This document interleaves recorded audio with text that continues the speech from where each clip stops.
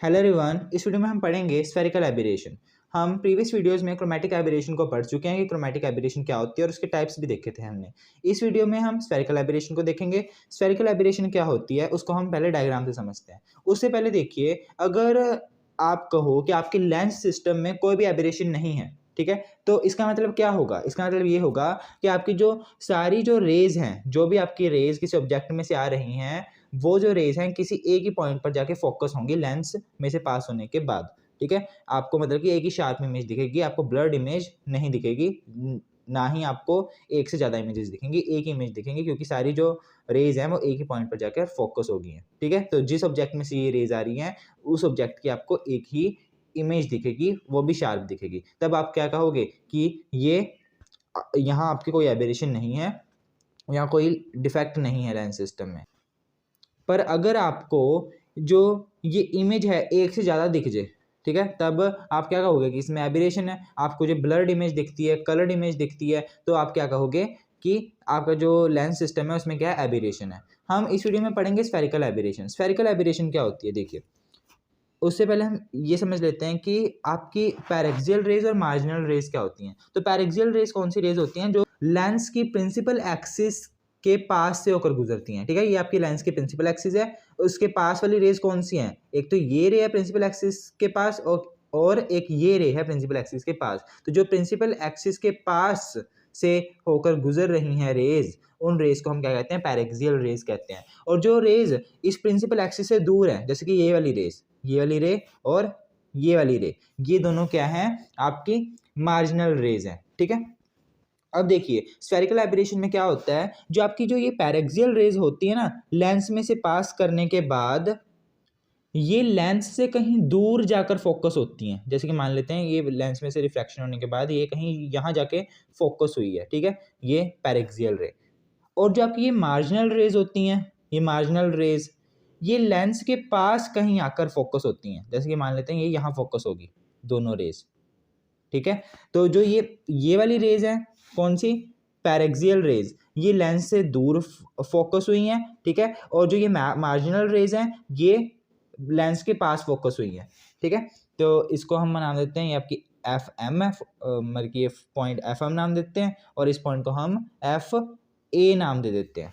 यहाँ देख सकते हो कि आपके लेंस सिस्टम में यहाँ एबेरेशन है, क्योंकि आपका फोकस पॉइंट एक नहीं है। होना कैसे चाहिए था? आपको जो आइडियल केस आप चाहते हो कि बीच में कोई एबेरेशन ना हो, तो क्या होना चाहिए था? सारी की सारी रेस एक पॉइंट पर फोकस होती, बट आपके यहाँ क्या आ चुकी है? स्फेरिकल एबेरेशन आ चुकी है। तो स्फेरिकल एबेरेशन के कारण आपकी जो पैरेक्सियल रे है वो कहीं दूर जाकर फोकस हो गई है, और जो आपकी मार्जिनल रेज हैं वो लेंस के पास फोकस हो गई हैं। तो यहाँ आपको एक ही पॉइंट पर फोकस नहीं हुई सारी लाइंस, जो सारी रेज, वो दो अलग अलग पॉइंट्स पर फोकस हुई हैं।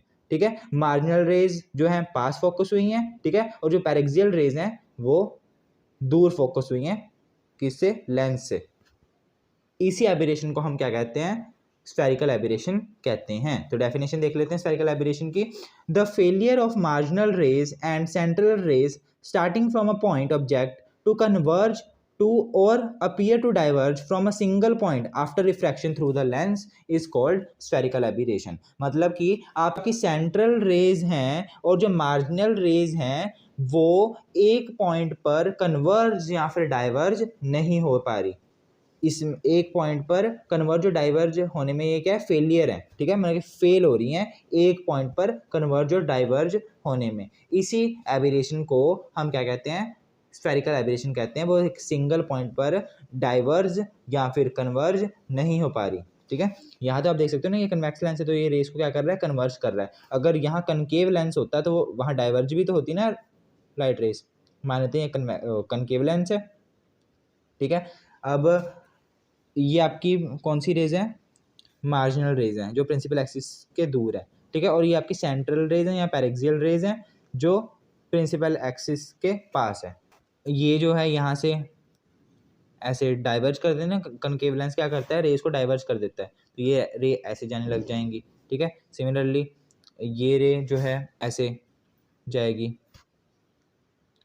इनको मैं क्या करता हूँ? पीछे की तरफ क्या करता हूँ? रिट्रेस करता हूँ। ये कहीं यहाँ जाके मीट करेंगे दोनों कौन सी रेज जो हमें अपीयर टू डाइवर्ज हो रही हैं, कौन सी रेज जो ये वाली रेज है, ठीक है, सेंट्रल रेज ये यहाँ से डाइवर्ज हुई हैं, ठीक है, तो इसको हम पीछे मीट करवा देते हैं, ठीक है, तो यहाँ हमें अपीयर टू डाइवर्ज दिखेंगी, तो ये यहाँ फोकस हो रही हैं ये वाली रेज, और जो ये वाली रेज है मार्जिनल रेज, ठीक है, ये आपकी कहीं यहाँ जाके फोकस होएंगी। पीछे मिला देता हूँ, वैसे तो ये आगे की तरफ जा रही थी ना, हम इसको पीछे मिला रहे हैं ताकि हमें दिख सके कि कहाँ से डाइवर्ज हो रही है। तो ये वाला पॉइंट, तो ये आपका है एफ ए, कौन सा था ये पास वाला एम, और ये है एफ ए, ठीक है ना। तो जो आपकी मार्जिनल रेज है उनकी जो फोकल लेंथ कम है, और जो आपकी वो वाली रेज है पैरेक्सियल रेज या फिर सेंट्रल रे, उनकी जो फोकल लेंथ है वो ज़्यादा है। तो जो पैरेक्सियल रेज हैं वो कहीं और फोकस होती हैं, और जो मार्जिनल रेज हैं वो कहीं और फोकस होती हैं।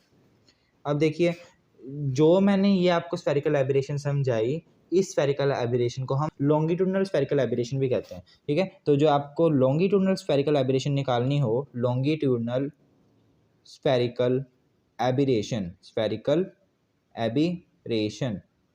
तो वो आप कैसे निकालोगे? तो उसका फॉर्मूला क्या है, आपकी जो ये रेज हैं मार्जिनल रेज जो हैं वो कहाँ फोकस हो रही हैं, यहाँ फोकस हो रही हैं, और जो पैरेक्सियल रेज हैं यहाँ फोकस हो रही हैं। मार्जिनल रे के लिए जो फोकल लेंथ होगी वो क्या होगी, एफ एम, ठीक है, मान लेते हैं मार्जिनल रेज के लिए फोकल लेंथ क्या है, स्मॉल एफ एम, और जो ये वाली रेज हैं पैरेक्सियल रे जो जहाँ फोकस हो रही हैं, ठीक है, उनके लिए जो फोकल लेंथ होगी, उस फोकस पॉइंट के लिए जो फोकल लेंथ होगी वो हम मान लेते हैं क्या है, एफ स्मॉल एफ ए है।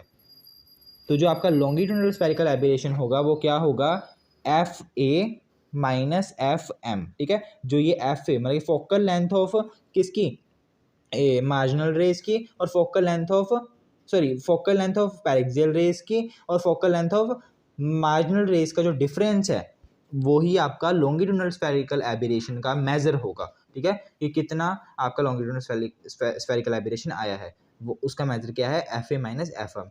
और आपका एक होता है lateral spherical aberration, lateral spherical aberration, ठीक है, एक और टाइप होती है स्फेरिकल एबरेशन की, वो क्या होती है, लेटरल स्फेरिकल एबरेशन।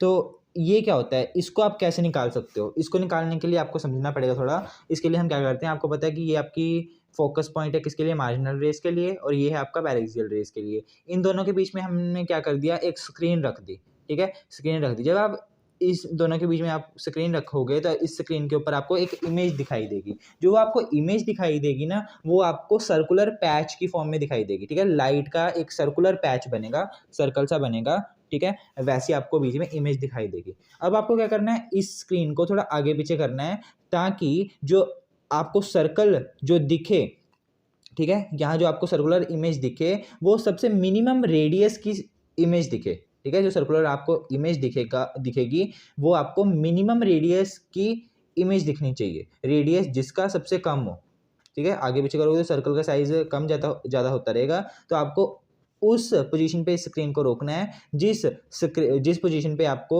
जो सर्कुलर की जो आपको सर्कल का जो रेडियस है वो मिनिमम दिखाई दे। तो जो उस मिनिमम सर्कल का जो रेडियस होगा वो ही आपकी मेजर होगी लेटरल स्फेरिकल एबरेशन की, ठीक है। जो आपको यहाँ मिनिमम सर्कल जो आपको दिख जाएगा ना, बिल्कुल छोटा सर्कल जिसका रेडियस सबसे कम है, ठीक है, उस सर्कल का ही जो रेडियस आपका होगा, उसी सर्कल का जो रेडियस है वो क्या है, लेटरल स्फेरिकल एबरेशन की मेजर है। उस सर्कुलर पैच को हम क्या कहेंगे, सर्कल ऑफ लीस्ट कन्फ्यूजन, ठीक है, उसको हम क्या कहेंगे, सर्कल ऑफ लीस्ट कन्फ्यूजन। तो यहाँ मैं लिख देता हूँ, क्या लिखना है आपको, तो क्या लिखोगे, when a screen is placed between focal points F M and F A, the image is observed like a circular patch of light, ठीक है, but the circular patch which has least diameter is of uniform illumination. मतलब कि जिस circular patch का least diameter होगा, जहाँ सबसे कम, जहाँ मिनिमम रेडियस होगा, ठीक है, उस सर्कुलर पैच की जो आपको इल्यूमिनेशन दिखेगी स्क्रीन के ऊपर वो यूनिफॉर्म दिखेगी, मतलब कि वो आपको प्रॉपर वो वाला सर्कल प्रॉपर दिखेगा जिसके लीस्ट डायमीटर होगी, and is called circle of least confusion. और उसको हम क्या कहेंगे, उस सर्कुलर पैच को सर्कल ऑफ लीस्ट कन्फ्यूजन कहेंगे। और उसी सर्कल की जो रेडियस होगी वो आपकी क्या होगी, लेटरल स्फेरिकल एबिरेशन की मेजर होगी। ठीक है, तो ये भी लिख लेते हैं। The radius of least confusion is a measure of lateral spherical aberration. ठीक है, तो ये था आपका स्फेरिकल एबिरेशन के बारे में और उसके टाइप्स के बारे में।